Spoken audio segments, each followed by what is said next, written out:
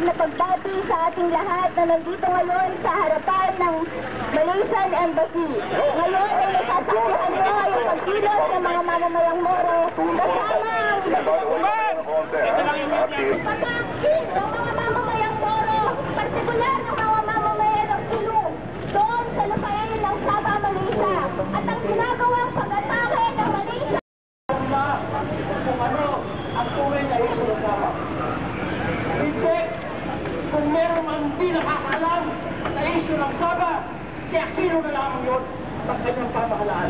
Saan ka nakakita na yung bumubuo ng pamahalaan sa ngayon, hindi alam kung ano ang tunay na iso ng Sabah. Ngayon lamang nila pag-aaralan ang iso ng Sabah.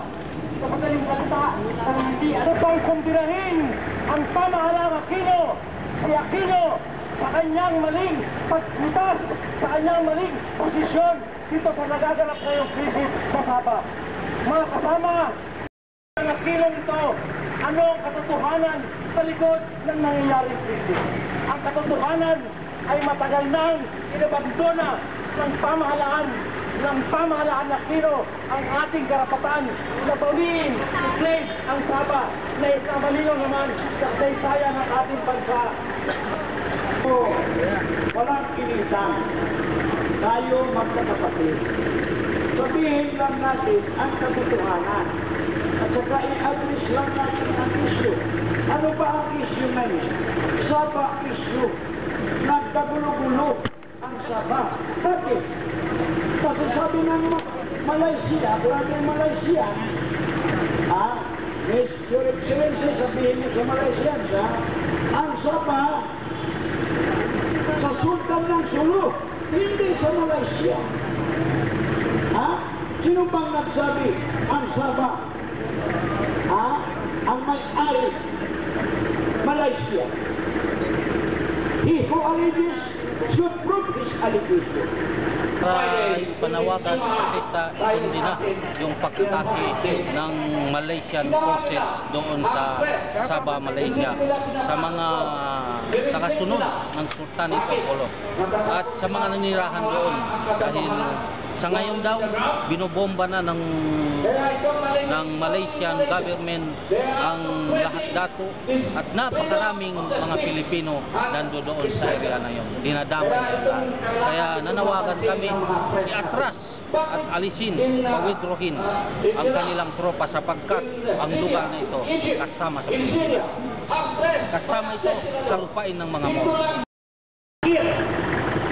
Na ang presidente natin ay naging parang spokesperson ng Malaysia. Noong Viernes, Friday, Holy Day of Prayer natin, papunta sana ako sa masjid. Sa masjid, ibig sabihin, mosque sa Green Hills. Then biglang narinig ko ang ating kapatid na si Abdulmudir Kiram na binabaril na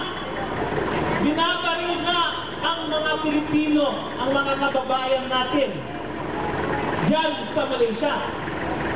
So dumiretso na ako sa Blue Mosque agad para mapakinggan kung anong sasabihin ni Sultan Kiram. At nung pagpunta ako sa Blue Mosque, yung sinasabi ni Abigail Bate ay walang enkwentro, walang napatay. Lalong sumakit yung loob ko kasi bakit nyo yung palasyo pinakikinggan nyo yung Malaysian government statement nila na walang namamatay pa habang binabaril sila at hindi nyo kinakausap yung mismong Filipino citizen nyo. Takbir! Allahu Akbar! Takbir! Takbir!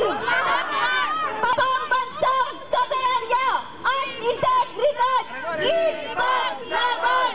Takbir! Allahu Akbar! Takbir! Allahu Akbar! Pambansang integridad at soberanya ng Malaysia! Bansang Pilipinas!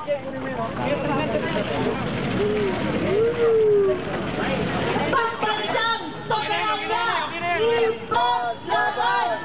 Pambansang soberanya! Ipaglaban! Meron na po. Okay na po.